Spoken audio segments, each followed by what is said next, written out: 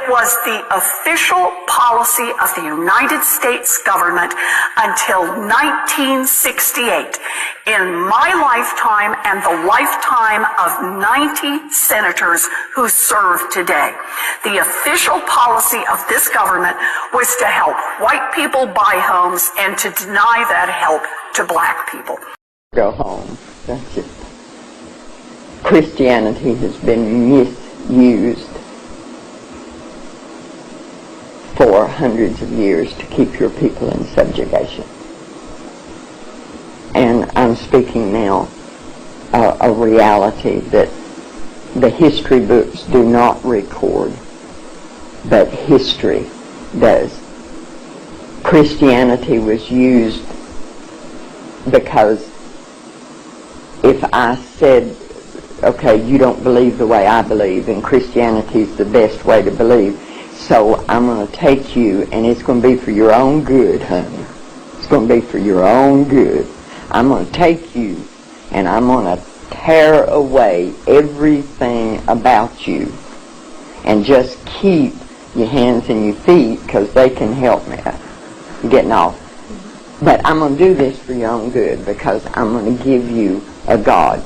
Now, what does that God look like? The reality of it is when he came here, he didn't look like me. So what am I going to do about that?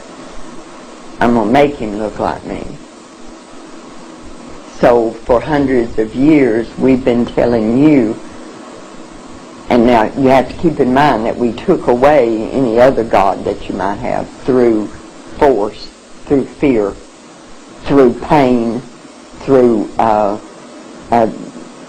any means necessary.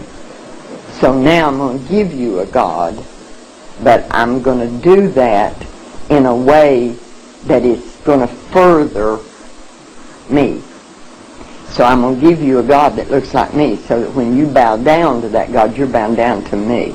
And because I wasn't hearing these things, because the Bible tells us what Jesus looked like when he walked here. The Bible tells us what he's going to look like when he comes back. We have taken that and changed it. Do you remember when Jesus went to Egypt? He hid in Egypt. The people in Egypt, honey, they're not white people. How could he hide that? See, so that we've done that. We've given your people a God that looks like me, so that you don't have any qualm about bowing down to me. See, because this is the image of God. I don't know of any sin that we've committed that's greater than that one. And we did it with the Bible in our hands when we were beating your ancestors for looking at us eye to eye. And we're quoting to them from this scripture.